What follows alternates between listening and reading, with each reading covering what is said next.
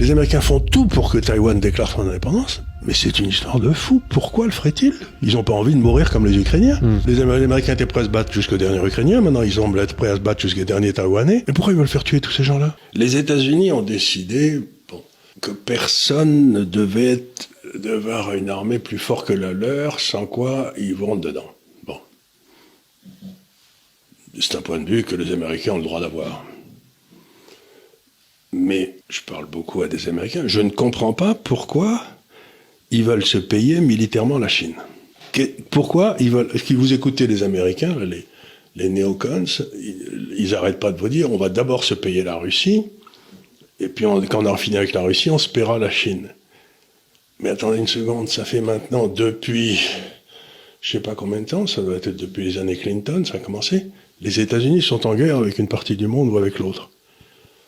Est-ce que les Américains n'ont rien à faire? La Chine, bon, ben d'accord, je signale à nos auditeurs que les Chinois de 1300 à 1800 ou 500 ou 600 ans, ils n'ont pas eu une guerre.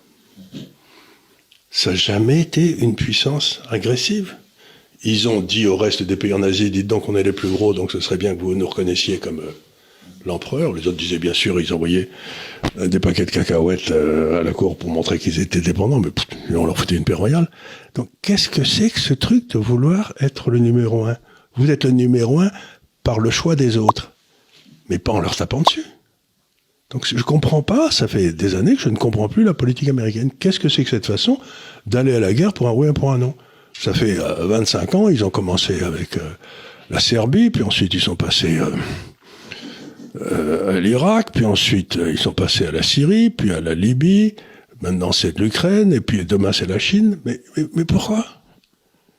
À un moment, il y a des gens qui doivent dire aux Américains, mais virez ces gars du département les néocons, là, les Victoria Nuland et tous ces gens-là, ce sont des fauteurs de guerre. Pourquoi on n'a pas, par exemple, en 1980, quand le mur de Berlin est tombé, là, ouais. Les Russes voulaient rentrer dans l'Alliance Atlantique et dans l'Europe. On serait beaucoup mieux si on les avait laissés faire. Oui, clairement, ouais. Rien du tout, ils ont voulu se payer la Russie à tout prix. Donc, quand ils ont signé les accords de Minsk, maintenant on le sait, c'est la chancelière allemande qui l'a dit, ça a été confirmé par Hollande dans son interview bidon avec les gars qui ouais. C'est un guignol, celui-là. Et donc, ils ont confirmé que la seule raison pour laquelle ils avaient signé les accords de Minsk, c'était pour permettre à l'Ukraine de s'armer pour pouvoir déclencher la guerre quand ils voulaient avec la Russie. Moi, je sais pas, mais je serais les Russes, je serais un peu fâché, quoi. Donc, si vous voulez, il y a toute cette espèce de volonté d'aller vers la guerre, mais pour qui et pourquoi? Moi, je comprends pas que les Européens disent pas aux Américains, écoutez, allez faire la guerre, je sais pas qui, au Salvador, ou arrêtez de nous emmerder en Europe, quoi. Ouais. Mais c'est pour ça, selon moi, personne ne va suivre, parce qu'on va parler un petit peu de Taïwan juste après, personne n'est prêt à suivre les Américains sur Taïwan. Les Américains ne peuvent rien faire sur Taïwan. Les gens ne s'en rendent pas compte. Les Chinois ne peuvent pas faire grand-chose. Ils ne peuvent pas envahir Taïwan.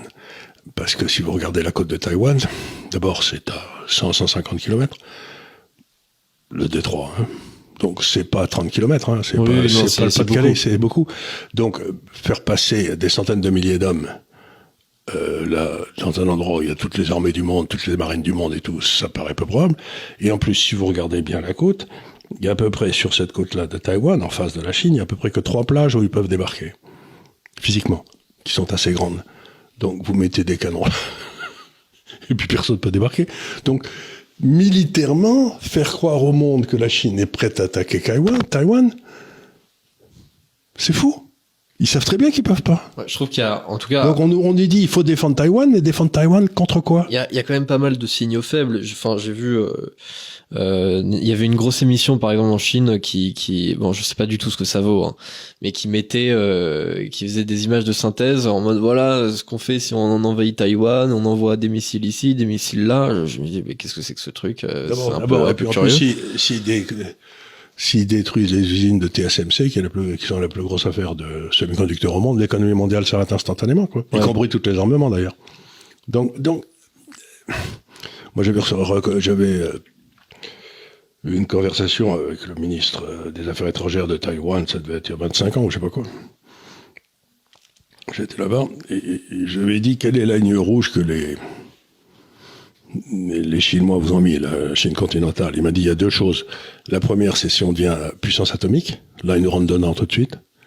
Et la deuxième, si on proclame notre indépendance. Ils nous rentrent dedans tout de suite. Mais il est parfaitement admis qu'un jour, on se réconciliera, mais que ça sera peut-être dans 30, 40 ou 100 ans. Ils s'en foutent.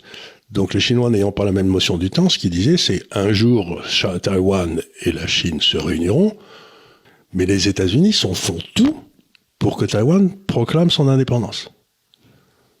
Alors qu'ils savent que c'est une ligne rouge. Pourquoi ?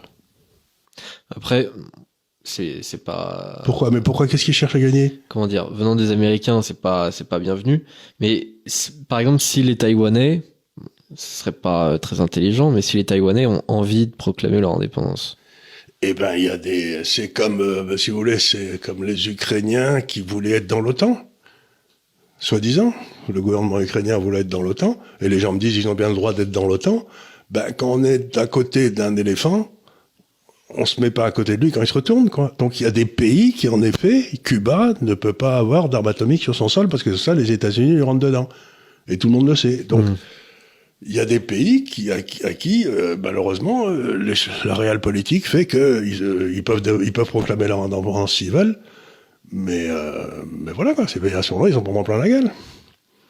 Mais les Taïwanais, c'est pas sûr, parce que dans les dernières élections, c'est le Kuomintang, c'est-à-dire le parti de Chiang Kai-shek, qui est en train de regagner, qui lui est pas du tout partisan de l'indépendance. Ouais. Donc, si vous voulez, encore une fois, les Américains font tout pour que Taïwan déclare son indépendance, mais c'est une histoire de fou. Pourquoi le feraient-ils ? Ils ont pas envie de mourir comme les Ukrainiens.